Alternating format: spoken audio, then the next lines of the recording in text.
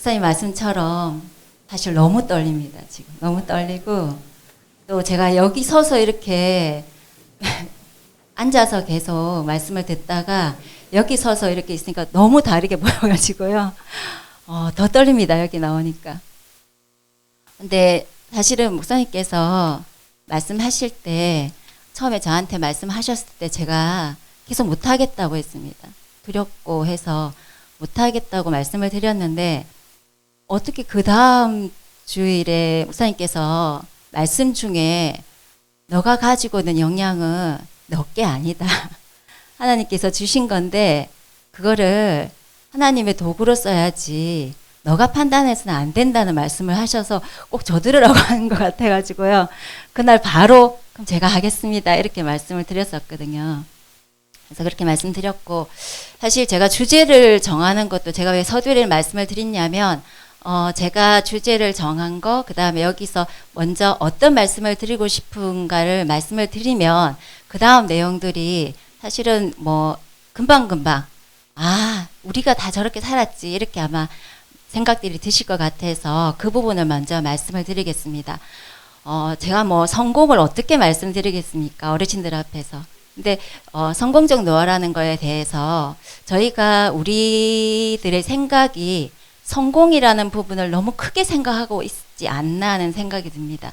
근데 좀 전에 우리 찬송처럼 낮에는 해처럼 밤에는 달처럼 존재하고 있고 거기서 자기 역할들을 잘 해내면 그게 성공이라는 생각이 듭니다. 사실 해가 자기 역할 하지 않고 비추지 않으면 자기는 잠깐 자기 일을 안 한 거지만 실제로 세상에는 혼돈이 빠지잖아요. 그것처럼 그래서 성공이라는 걸 너무 크게 생각하지 않으시면 다른 것들도 아마 제가 말씀드리는 것들 좀 쉽게 우리 그랬지 이런 생각이 드실 겁니다. 그 다음에 제가 말씀드리는 거에 어르신들께서 뭐 다른 어르신 아닌 분도 계시지만 어르신들께서 아마 생각을 하실 때 맞아 나 저렇게 했어. 근데 제가 드리는 거는 어르신들 했던 것들을 연구한 사람들이 있다는 겁니다. 그래서 그분들이 연구한 거를 집대성한 거를 그냥 말씀을 드리고 이제 내가 생각했던 것들에서 근거가 된다 이거죠. 이게 내 혼자 생각이 아니구나. 똑똑한 학자들도 저렇게 생각했네. 나랑 똑같네. 이렇게 생각하시면 제 살아나갈 때 훨씬 그 힘이 될 것 같다는 생각이 들어서 그래서 저렇게 성공적이라는 말을 넣었습니다. 제가 우리가 세상에서 생각하는 성공 이런 말 별로 안 좋아하거든요. 우리 학생들한테도 항상 그렇게 얘기를 하고요. 근데 저기서 그 성공이 아니라는 거를 먼저 말씀을 드립니다. 됐나요? 제가 저 시를 넣었던 이유는요. 저기서 생각하는 소풍이란 말이 정말로 좋았다는 생각이 들었습니다. 그래서 우리가 아침에 제가 이제 목사님 설교 중에 그런 말씀이 있었습니다. 사람의 인생은 하나님께서 예수님을 인간으로 보냈었을 때 인간을 너무 사랑해서 인간의 모습으로 오셨다. 그러니까 우리는 이 인간의 모습으로서 잘 살아나가야 된다. 그 잘 살아나가야 되는 게 저는 소풍이라고 생각을 했습니다. 왜냐하면 지금은 아이들이 너무 어디 많이 다니니까 그렇지만 어르신들도 그렇고 저도 이제 좀 나이가 조금 되다 보니까 사실 옛날에 소풍하면 정말로 떨렸었거든요. 저녁마다 그때 기도했었거든요. 다음날 비 오지 말라고. 근데 항상 소풍 때 비 왔잖아요. 그죠? 그래서 그때 항상 비 오지 말라 기도하고 엄마가 혹시나 김밥 말고 딴 거 싸줄까봐 걱정하고 그랬었거든요. 그러니까 그런 삶이 우리가 소소한 거에 대한 기쁨, 그 다음 설레임 이런 것들이 있다면 얼마나 성공적일까 이런 생각이 들어서 제가 기천이라는 시를 잠깐 넣어봤습니다. 세상 사람들도 그렇지만 우리들도 더 사실 기독교인의 소명 자체가 삶을 소풍처럼 살아내는 게 중요하지 않을까 생각을 합니다. 제가 이게 익숙하지가 않아가지고 자꾸 옆에 걸 제가 눌러가지고 혹시나 어르신들께서 지겨우실까봐 자꾸 실수를 하나 봅니다. 아마 아까 전도사님께서 그러시더라고요. 다들 좋은 마음으로 아마 바라봐 주실 거니까 떨지 말라고 하라고 하셔서 그래서 먼저 이렇게 자꾸 제가 밑밥을 자꾸 드리는 이유는 실수를 하더라도 이해를 해달라는 말씀입니다. 자, 우리가 옛날에 비해서는 저번에 그 장로님께서 하신 그 말씀 중에도 있었지만 수명이 엄청나게 많이 들었습니다. 우리는 예전에는 환갑을 사실은 넘기기도 힘들었기 때문에 환갑잔치를 크게 했잖아요. 지금은 환갑잔치 크게 안 합니다. 그죠? 7순이었다가 또 8순을 하게 됩니다. 그렇지만 아마 어르신들 다 같은 생각이실 겁니다. 아유, 오래 사는 것보다 건강하게 사는 게 좋아. 그런 생각들을 하실 겁니다. 그래서 이제는 질병이 없이 사는 것에 더 초점을 맞추고요. 또 개념이 또 바뀌었습니다. 이제는 병 없이 사는 것도 중요하지만 이제는 활발하고 행복하게 살아야 된다. 내가 조금 짧게 살더라도 내가 아프고 120세 사는 것보다는 우리 그때 수명이 120이라고 제가 그날 들었거든요. 그래서 그거보다는 차라리 건강하고 활발하게 100이 낫지 않을까. 80이 낫지 않을까. 그 생각들을 하실 것 같습니다. 제가 그 인터넷 찾아보니까 이게 있더라고요. 9988-1234. 88년까지 88에 살다가 하루 이틀 아픈 다음에 3일째 된 날에 죽고 싶다. 네, 이 말씀 자체가 사실은 우리가 아프지 않고 눈 감은 듯이 소풍처럼 가고 싶다.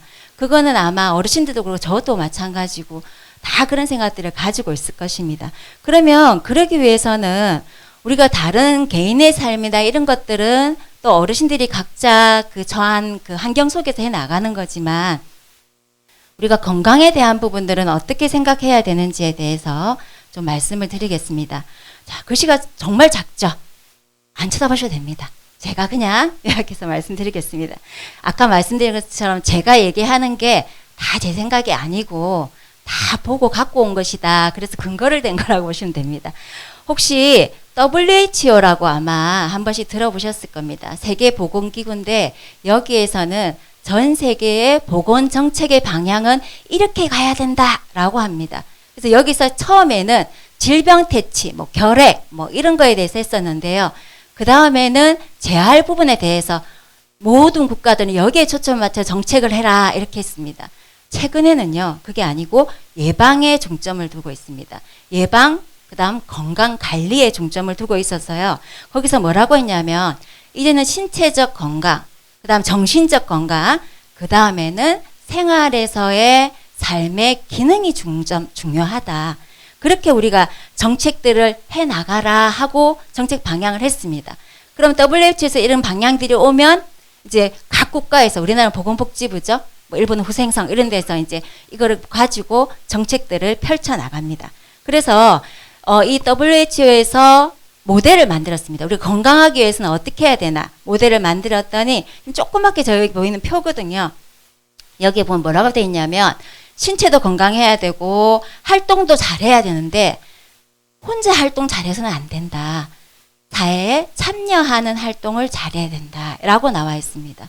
그래서 목사님께서 계속 말씀하셨듯이 교회에 와서 예배드리고 함께 공동체에서 하는 것 자체가 실제로 우리의 건강을 유지하는 데는 엄청나게 중요한 인재라는 겁니다.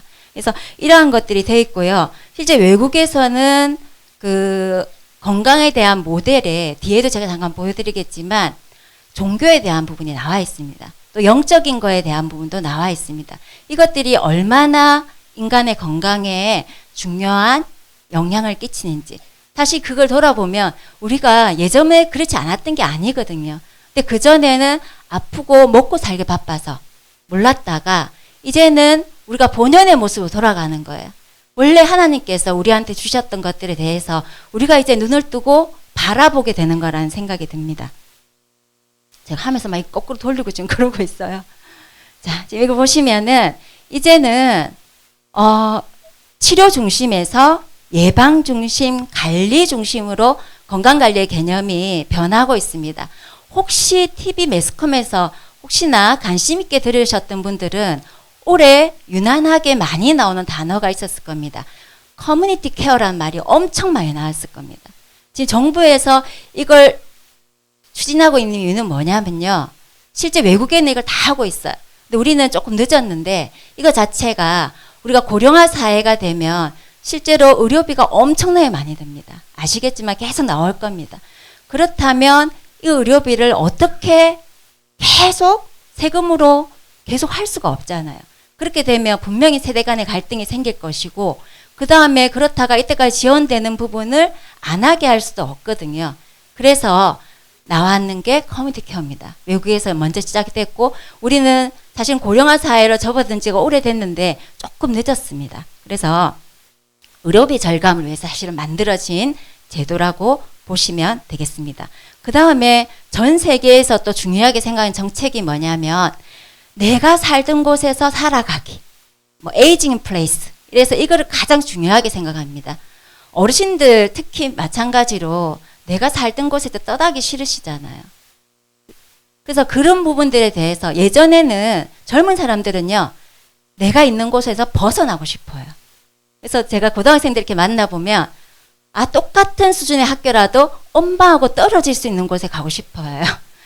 어떻게 하면 자취를 하거나, 뭐 이런 것들. 아니면 제가 그 전에 있던 학교는 김해거든요. 그럼 부산 학생들이 전부 다 기숙사 다 돼요? 이거 꼭 물어봐요. 왜냐하면 기름에는 왔다 갔다 할 수 있기 때문에. 그래서 어떻게 하면 떨어질까를 생각하는데 어르신들은 그렇지 않으시거든요. 저희 부모도 마찬가지예요. 절대 그곳에서 안 움직이고 싶어 하세요. 내가 가지고 있는 이 네트워크를 그대로 가지고 가고 싶어 하시거든요. 그래서 그렇게 했더니 살던 곳에서 사는 어르신들이 훨씬 더 건강하시더라. 이런 연구 결과들이 계속 나왔습니다.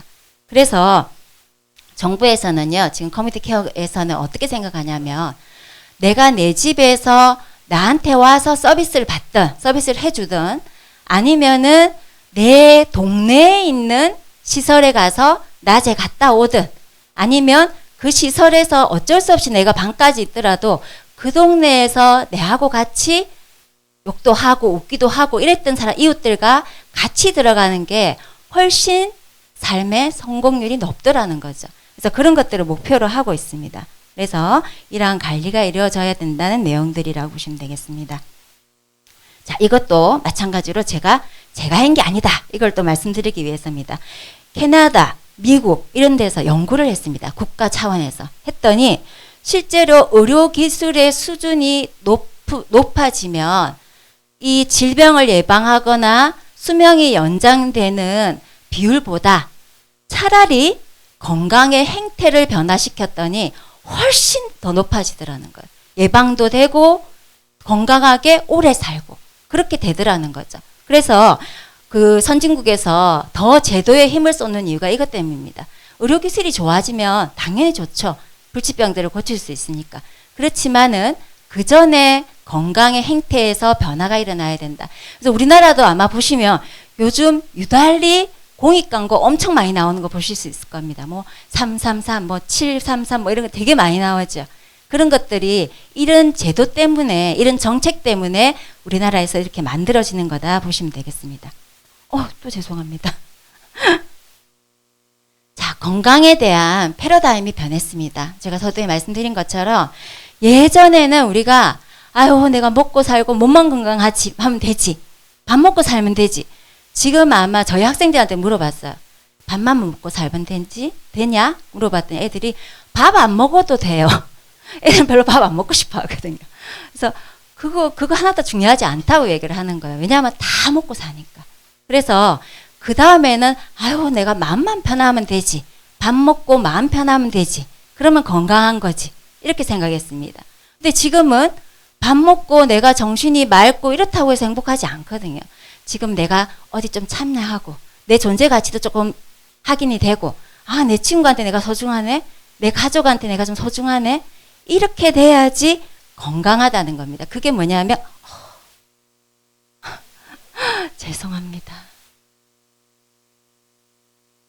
제가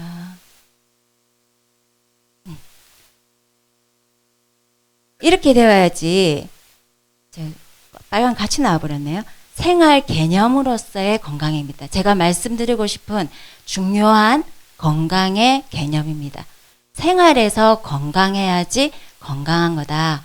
뭔가 마음도 건강해야 되지만 참여를 할 수 있는 내가 이 지역사회에서 뭔가 하고 있다는 그러한 생활 개념의 건강을 말씀드리고자 합니다. 생활 건강에서 제일 중요한 거는 활동입니다.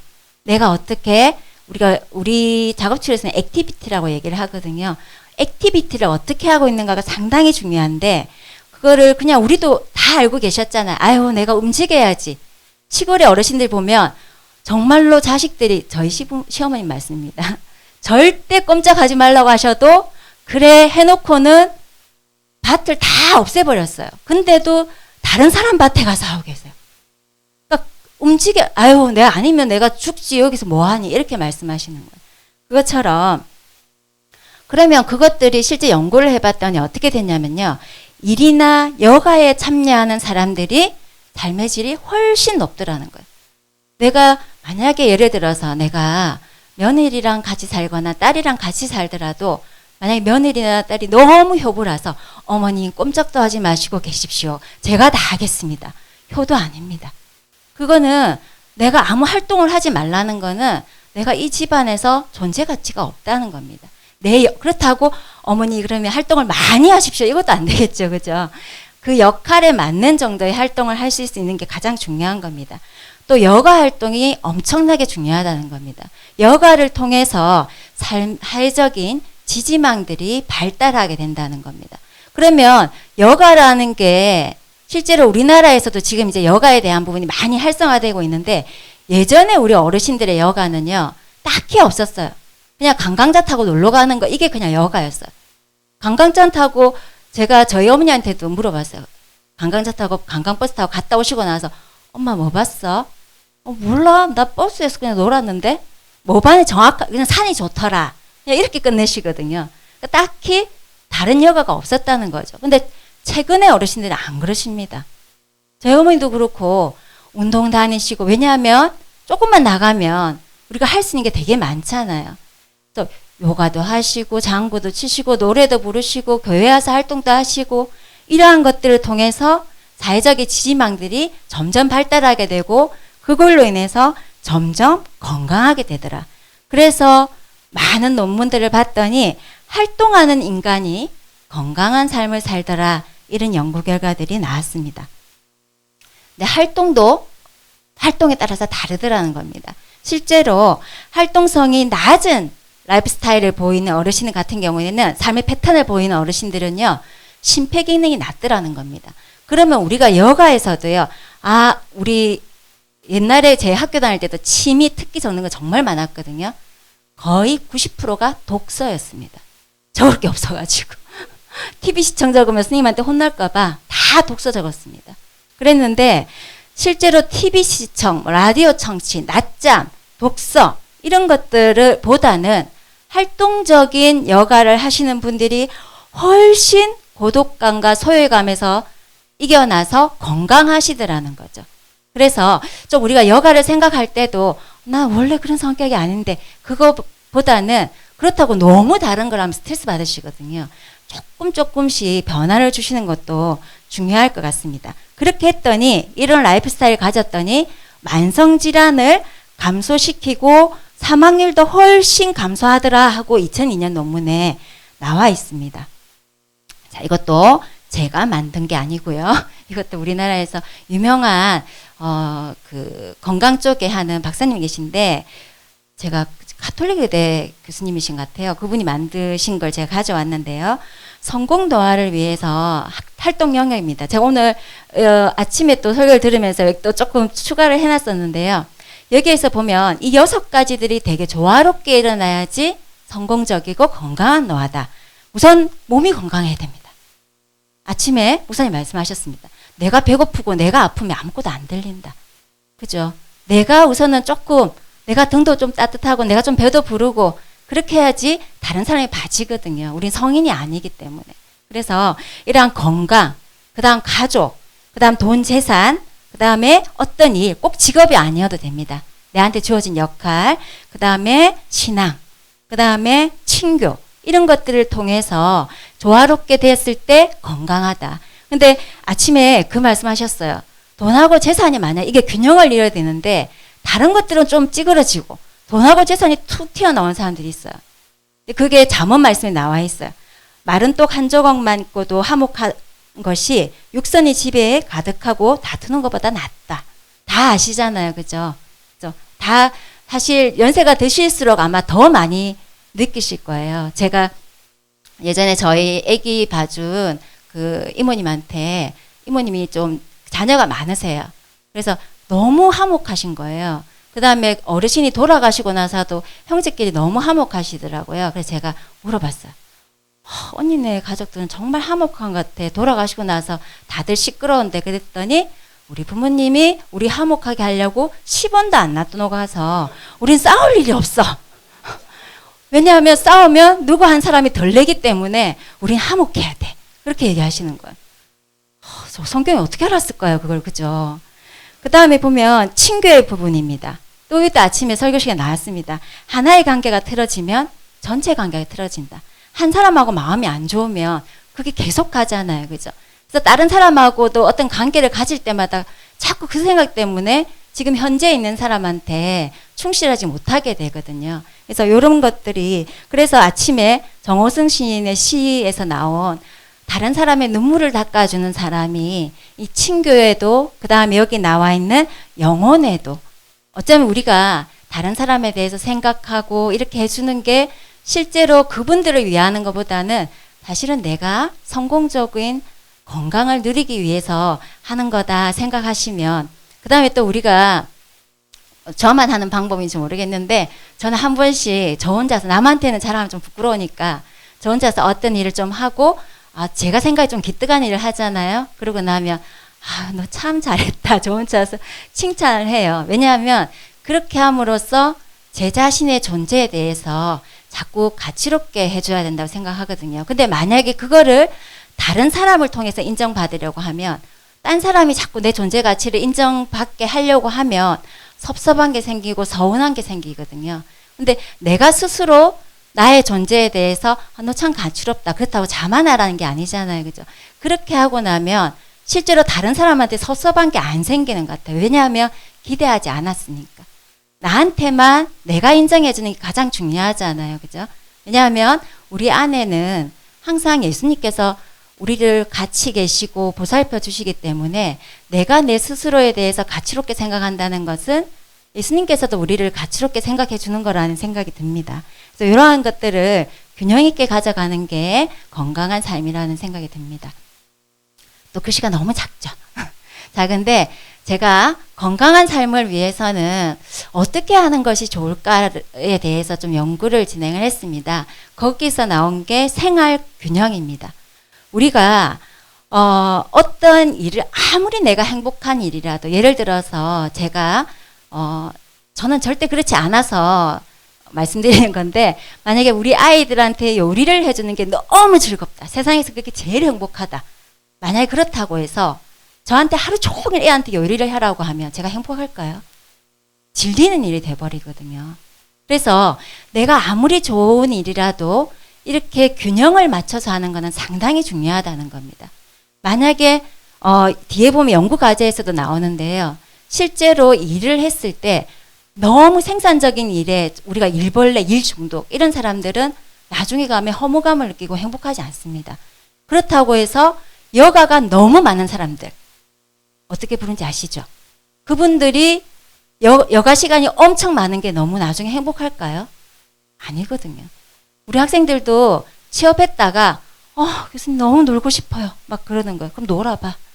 그랬어. 너 얼마나 노나 한번 보자. 네, 그랬더니 애들이 한 2, 3개월 지나면 다시 와요. 교수님 혹시 일할 때 없을까요? 3개월쯤 지나니까 놀 사람이 없어요. 지겨워요. 그리고 돈도 떨어졌어요. 그렇게 얘기하는 거예요. 노니까 돈이 더 많이 들어요. 이렇게 얘기하는 거예요. 그러니까 이렇게 생활 균형을 맞추는 거는, 시간의 균형을 맞추는 거는 상당히 중요하다. 실제로 이런 작업 균형, 생활 균형 자체가 건강과 아주 큰 상관관계가 있더라. 그래서 이러한 것들이 잘 균형을 이루는 것들이 실제로 건강한 삶이다. 자, 요거는 제가 왜 넣냐면 이 평가 도구를 설명드리려고 넣은 게 아니고요. 이러한 우리가 이게 치매 평가에도 하는 평가 도구거든요. 여기 보면 전부 다 활동이 나옵니다. 너 혼자 어디 볼 수 있니? 너 혼자 어디 갈 수 있니? 너 혼자 밥 먹을 수 있니? 너 혼자 나갈 수 있니? 그런 것, 너 혼자 약 챙겨 먹을 수 있니? 전화할 수 있니? 대중교통 탈 수 있니? 이런 것들 전부 다. 그 다음에 만약 예를 들어서 뭐 아이나 애완견이나 다른 사람에 대한 배려심 있니? 이런 것들이 전부 다 치매 평가 도구에 다 들어가는 거라고 보시면 됩니다. 그래서 제가 너는 아까 말씀드린 것처럼 이렇게 활동들이 치매나 여러 가지 것들이 상당히 중요한 거다. 이렇게 말씀드리고 싶어서 넣었습니다. 자, 그 다음에 죄송합니다. 자, 이거는 뭐냐면요. 그래서 아까 그 작업 균형, 그 생활의 균형을 위해서 시간을 어떻게 배분하는가를 봤습니다. 저 밑에 지금 여기에 빠졌나요? 빠졌네요.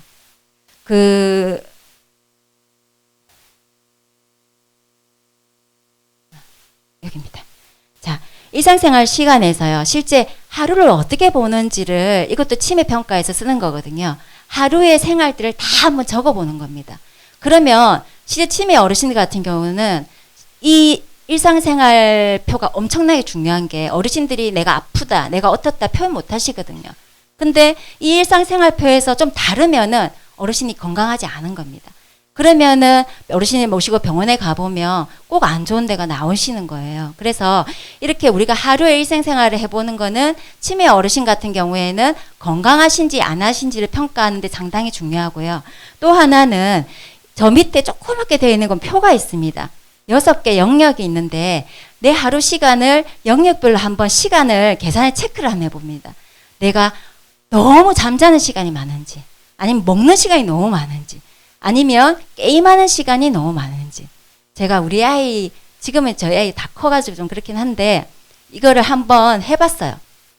그래서 왜냐하면 우리 아이가 게임을 되게 좋아해요. 남자애만 있는데. 근데 자기는 항상 얼마 안 했대요. 게임은 얼마 안 됐어. 잠깐밖에 안 했어. 그래? 또 제가 잰 게 아니니까 뭘 할 수 없잖아요. 그렇다고 또 제가 야단친다고 해서 안 할 애가 아니기 때문에 사이만 안 좋아지기 때문에 제가 숨을 쉬고 참고 나오죠.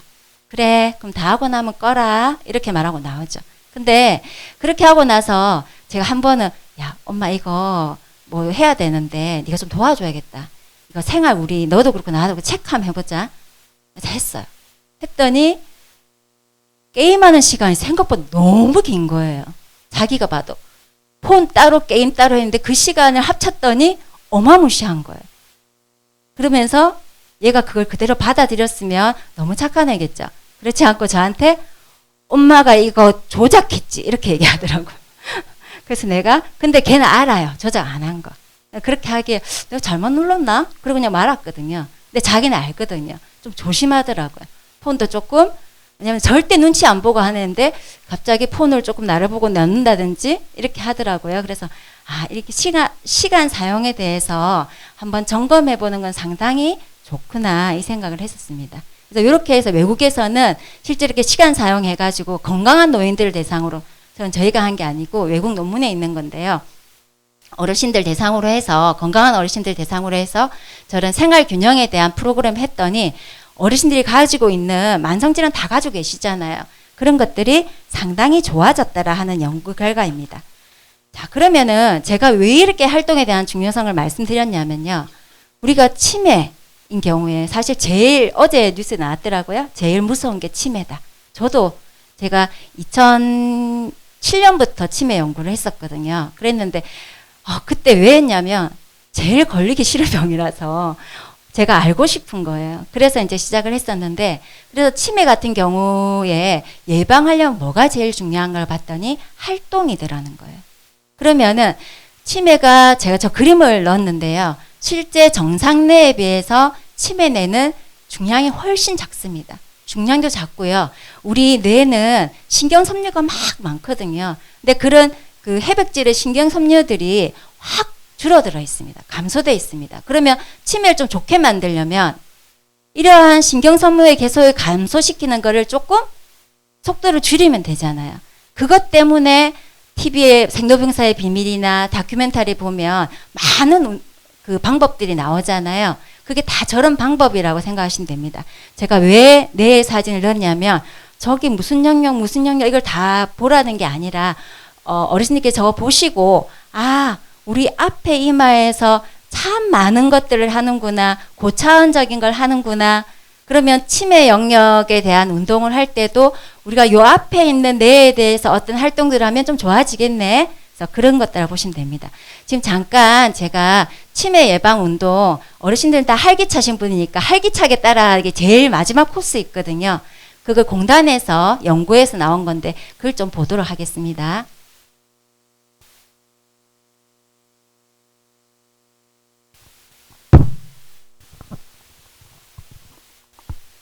네 번째죠. 활기차게 따라하기. 고요. 그 다음에 동작들도 좀 잘 보시면 좋을 것 같습니다.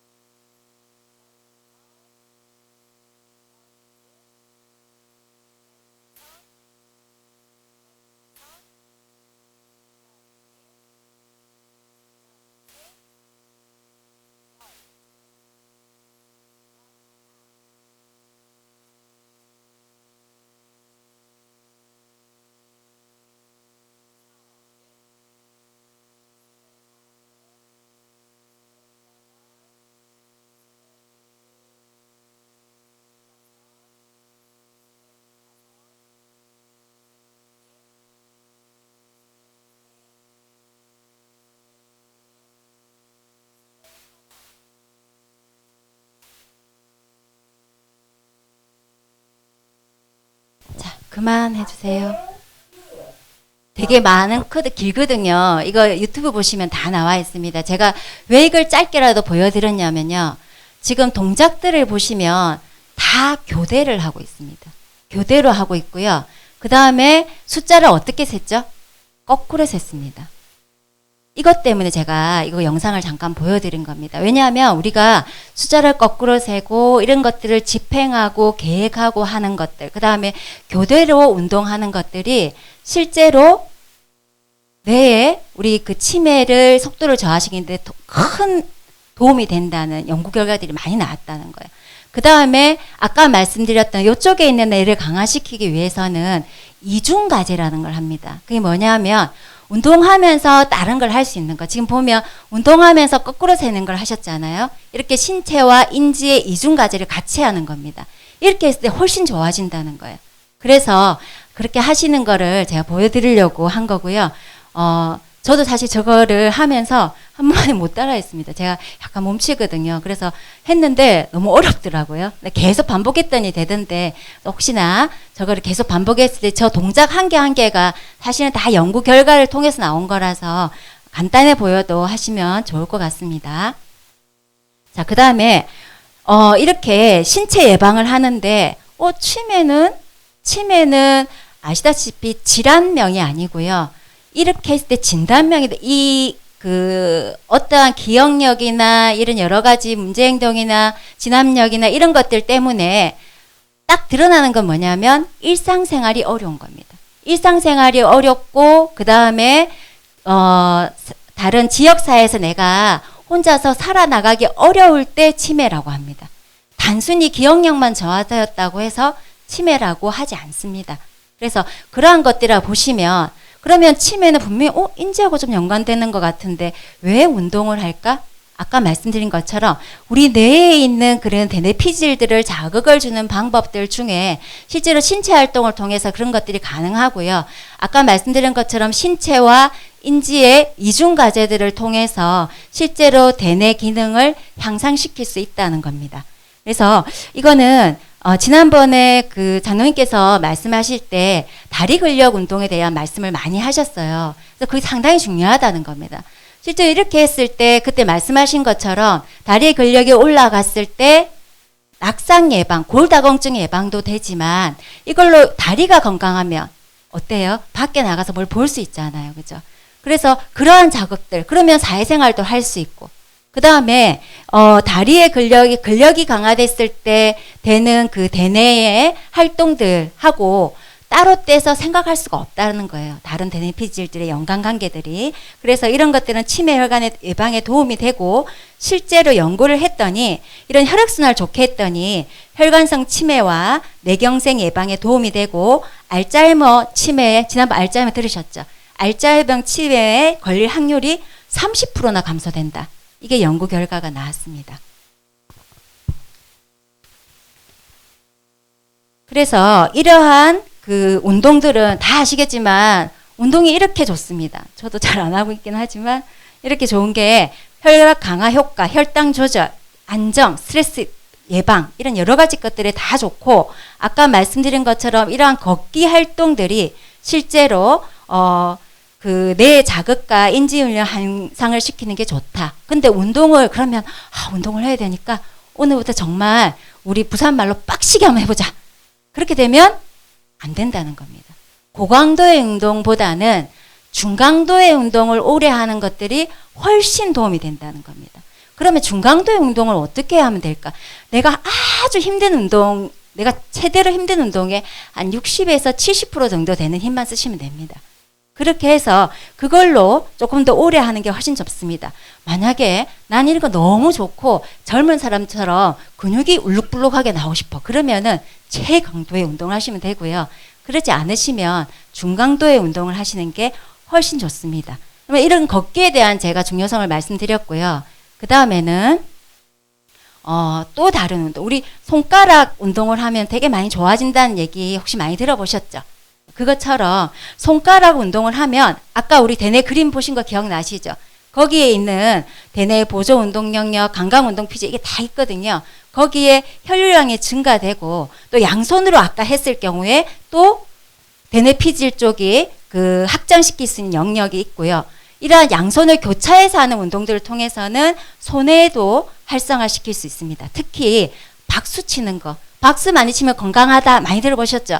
왜 건강한지 잘 모르셨잖아요. 박수치기를 하면 대뇌 피질 활성화에 참 큰 효과가 있더라는 겁니다. 그래서 박수치기는 대뇌 피질 활성화에 큰 효과가 있다는 겁니다. 제가 지금 저기 글씨가 안 보여서요. 이거랑 맞는지 모르겠습니다. 맞나요? 네. 그 다음에는 운동을 했을 때는 실제로 운동을 했더니 공간 기억력이 향상되더라는 거예요. 왜냐하면 우리 운동은 어디서 하나요? 공간에서 하잖아요. 내 신체 공간에서 하고 또 우리가 뭐가 있냐면 운동을 할 때 내 신체에는 신체 인지할 수 있는 감각들이 있습니다. 제가 어르신들 보고 성도님들 보고 있지만 제 다리가 어디 있고 제 팔이 어디로 가는지 모를까요? 알겠죠? 제가 안 봐도 알아요. 그죠?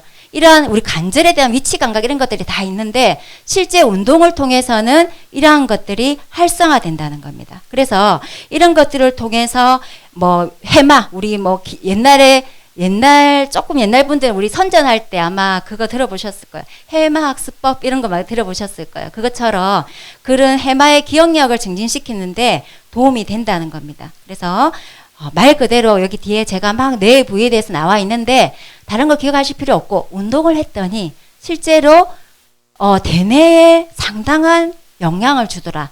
우리가 치매가 되고 나면 이런 뇌에 그 해백질이라든지 신경세포 감소 이렇게 문제가 생기는데 그러한 것들에 도움이 되더라. 그렇게만 아시면 되겠습니다. 그래서 아까 말씀드린 것처럼 저 집행기능이 뭐냐면 아까 말씀드렸던 요 앞에 부분이 제가 어떤 걸 계획을 세워서 하는 거라고 했잖아요. 그래서 우리가 이게 가장 고차원적인 거거든요.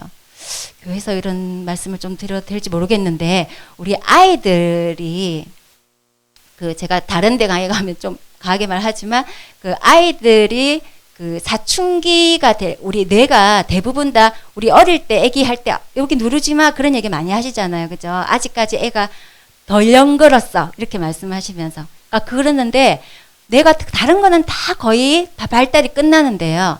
사춘기 때까지 안 되는 부위가 있습니다. 그때까지 계속 발달합니다. 그게 아까 말씀드린 집행 기능하고 문제 해결을 판단하는 능력입니다. 그래서 아이들이 어때요? 사춘기 되면 저게 지정신으로 하는 건가 싶을 정도 행동을 하잖아요. 아직까지 판단 능력들이. 그러면서 아이들이 자기 정체감을 가져가고 어른이 되는 거예요. 성인이 되기 위해서 그렇게 되는 겁니다. 그래서 혹시나 지금 손자, 손녀 중에서 사춘기이신 분들이 그렇게 할 때 혹시나 자제분들이 화를 내시면 말씀해 주세요. 쟤는 지금 내 발달을 하고 있는 거다. 그렇게 말씀을 해주시면 훨씬 관계가 좋아집니다. 저도 저희 아이한테 참지 못할 때 그렇게 쪽지를 보냈습니다. 니는 지금 대뇌 발달 중이구나. 그래서 네가 지금 이런 XX 시기구나 이렇게 얘기를 했거든요. 이거 교회에서 할 수는 없고. 그래서 그렇게 이제 아이한테 얘기하고 너는 지금 아직 덜 성숙하고 질환 중이야 이렇게 얘기했더니 너무 싫다는 거예요 저한테. 그래서 이렇게 그 많이 걷고 그러니까 너무 강한 거는 그렇지만 3km 이상을 걷는 사람들이 최소 걷기를 하는 사람에 비해서 치매 위험률이 1.8배 낮아집니다. 아까 우리 운동했을 때 30% 낮아지고 또 이렇게 걷기 했을 때 1.8배 낮아지고 이렇게 되면 치매 걸릴 확률이 훅 줄어들겠죠. 자, 그래서 그러면 우리가 뭘 알아야지 잘 대처할 수 있을 거 아니에요. 그래서 치매 단계에 대한 부분을 좀 볼 건데요. 지난번에 그 장로님 말씀하실 때 아마 그 스틸 앨리스 말씀하셨을 거예요. 저도 항상 저걸 가지고 수업 중에 치매 단계를 보여주거든요. 그래서 그 부분을 제가 초기, 중기, 말기로 좀 잘랐습니다. 그래서 어르신께 보시고 아 초기는 저렇구나, 중기는 저런 행동을 보이는구나, 말기는 저렇게 변하는구나 한번 잠깐 보시면 좋겠습니다. 초기입니다.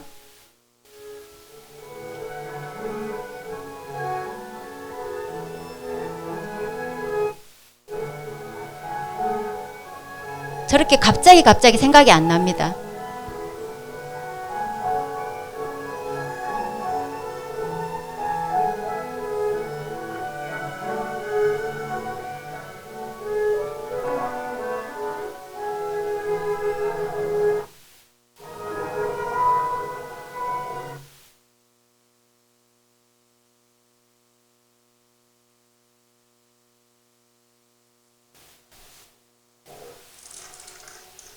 제일 잘하는 음식이었거든요. 근데 음식 이름이 갑자기 기억이 안 나는 거예요.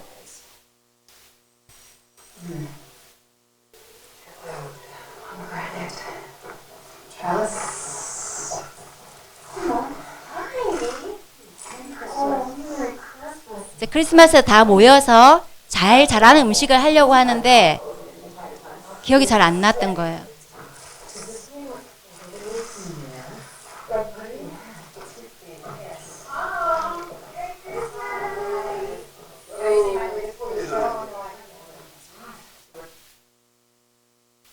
끊어져가지고. 그래서 지금 저 사람이 이제 저러고 나서 계속 나름대로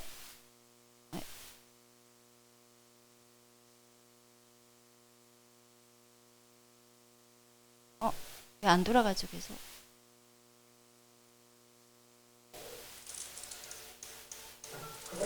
선생님 PPT로 돌아가려고 하는데 안 되는데요. 이게 지금 좀 화면이 그래서 그냥 말씀을 드리겠습니다. 그래서 매일매일 들어가는 그 자기가 맨날 했던 요리에 갑자기 달걀을 몇 개 넣어야 될 줄 모르는 거예요. 그러니까 그런 식으로 갑자기 혼란스러운 상황들이 찾아옵니다. 그 다음에 매일매일 가는 산책길이 갑자기 혼란스럽고 아무것도 모르겠고 그러다가 갑자기 정신 차렸듯이 나 너무 피곤해서 그런가 봐 이렇게 생각을 하게 되거든요.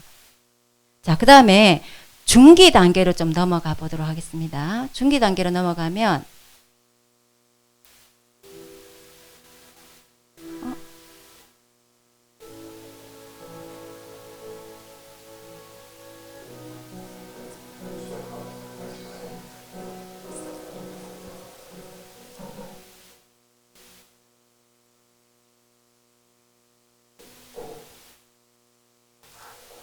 이분이 하버드에서도 강의평가 1등이었습니다. 그랬는데 이제 중기 단계 넘어가게 되면서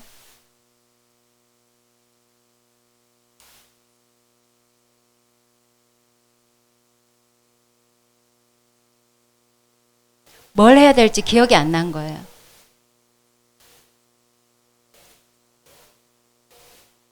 Can anyone tell me what it says in the syllabus for today? Can anyone tell me what phonology is?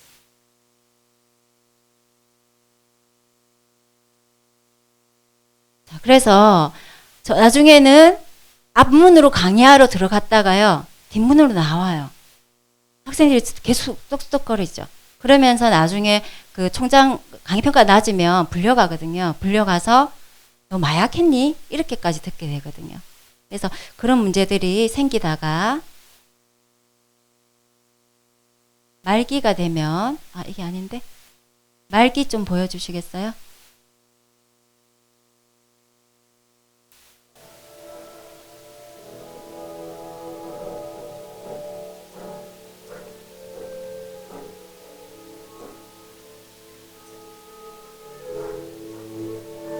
우선 외모부터 보세요. 자기 관리가 안 돼요.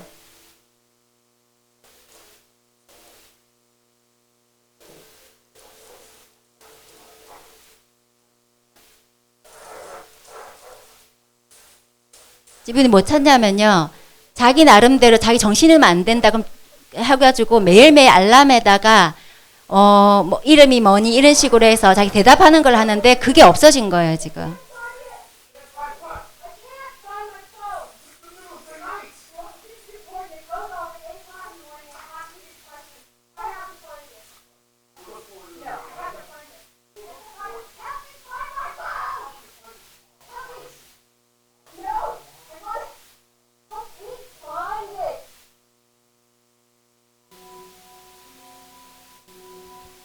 이때 되면은 물건을 어떻게 사용하는지 다 잊어버리게 돼요. 말기가 되면.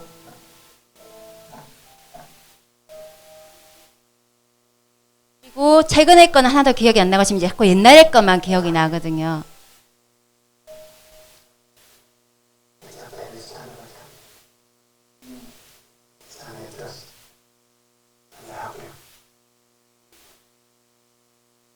Very good news for you.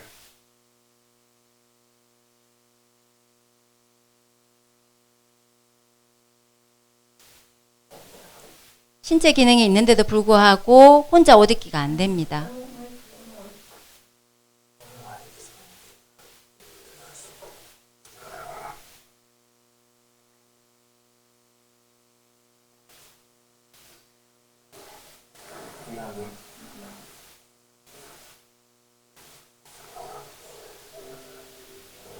지금 큰딸이 아기를 못 낳았는데 그 아기 보러 가는 거거든요. 아기가 이제 성공해가지고 낳는 건데, 자, 그 다음에는 제가 뭘 보여드리고 싶냐면, 이때까지 보셨을 때 활동이 얼마나 중요한지를 보셨을 거예요. 그래서 외국에서는 이 활동을 중심으로 해서 하는 시설들이 있습니다. 프로그램을 하는 시설들이 있습니다. 그래서 그 일본 거랑 노르웨이 게 있어서 우리나라에서 주로 모델을 보는 게 노르웨이나 그 일본 거를 많이 보거든요. 그래서 그 사례가 나와 있는 동영상이 있어서 그걸 좀 보여드리도록 하겠습니다. 우리나라의 시설과 얼마나 다른지 한번 보시면 좋겠습니다. 일본 겁니다.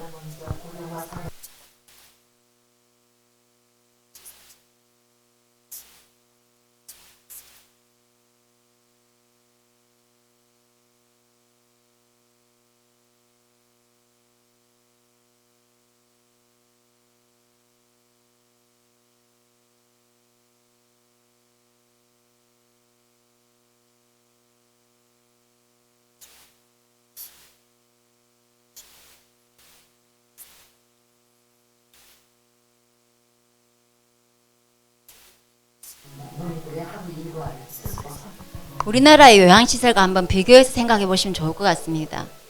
각자 자신이 원하는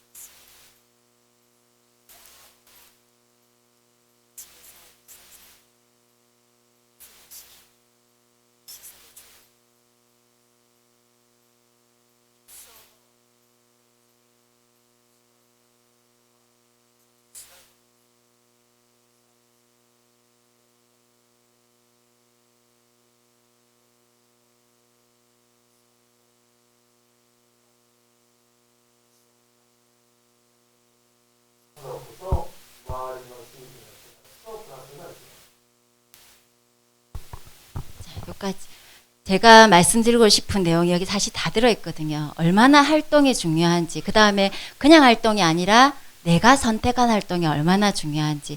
다음은 노르웨이에서 어떻게 치매 시설이 운영되고 있는지 잠깐 보도록 하겠습니다.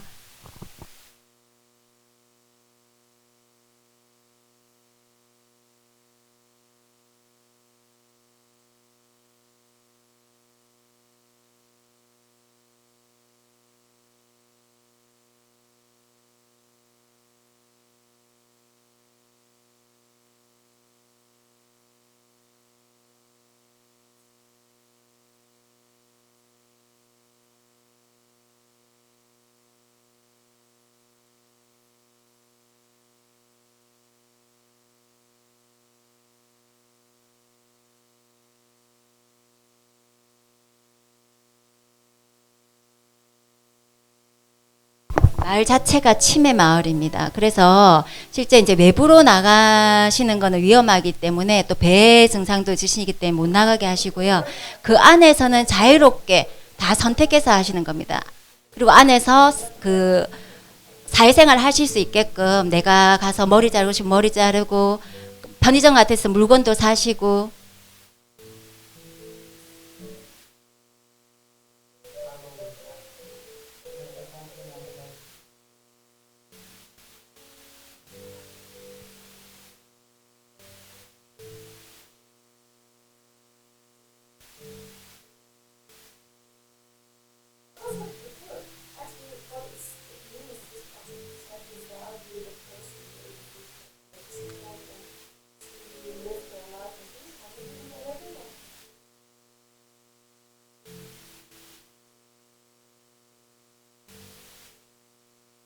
네.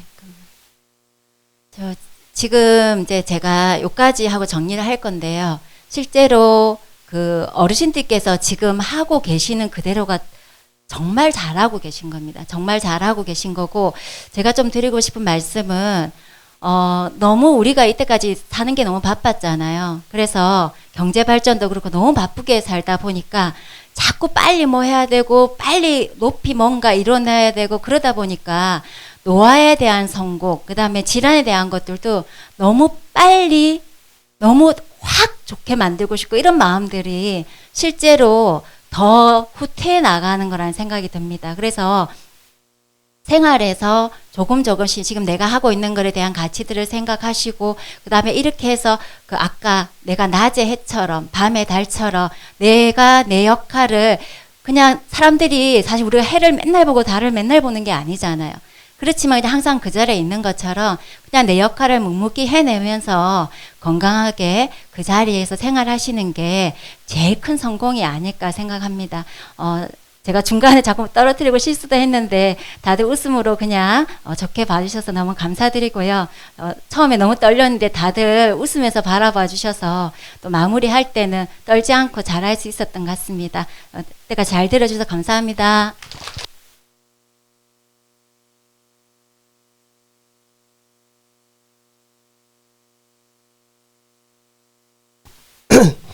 저도 도전이 많이 됐습니다. 운동해야 되겠다, 뭐 이런 생각했고. 제가 이렇게 강의 들으면서 제 느낌은 여러분들이 지금 하시는 거를 잘하는 게 중요하다. 그죠? 그냥 집에서 하시는 거, 설거지 하시는 거, 교회